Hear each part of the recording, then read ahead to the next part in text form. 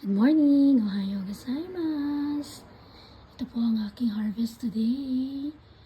August 16, 2025. Ayan. One day lang po ako hindi nakapunta ng taniman. May mga tumubo ulit. Ayan po. Napakadami na nga ng palaya. Ayan. At ng ladyfinger, okra. Favorite ng asawa ko yan. At yung talong tinutorta ko yan. Tapos may nanghingi sa akin ng mga talbos ng ang palaya sa munggo daw nila. Ayan. Hati-hatiin ko na lang.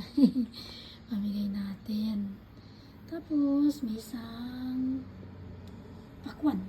Yan. Ang maganda na rin naman ito. Yan. Ang sitaw talagang wala na. Hindi na talaga maganda. O yan. Nakakuha na ako ng mga pangbuto ko next year. Tapos ang aking sili, okay naman. Ayan. Ayan, masarap pang sigang. Pinafrozen ko yung mga yan para pag winter ang ganda naman pala yan. Niwasan ko lang yung may mga bulaklak kasi baka maging bunga pa sila. Ayan sila, ang dami. Everyday, ang dami ko nakukuha ang palaya. Ang bilis nga lang mahinog kasi sobrang init po ngayon. Pero itong linggo na to, medyo umulan-ulan konti, ambon-ambon. Kaya kahit paano nakakasurvive sila.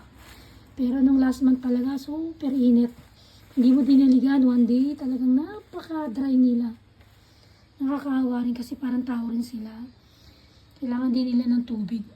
Ayan. Hindi na talaga maganda aking next week, dadamihan kong nito at magbibenta na ako. Ayan po ang aking mga na-harvest ngayong araw. August 16, 2025. Maraming salamat po.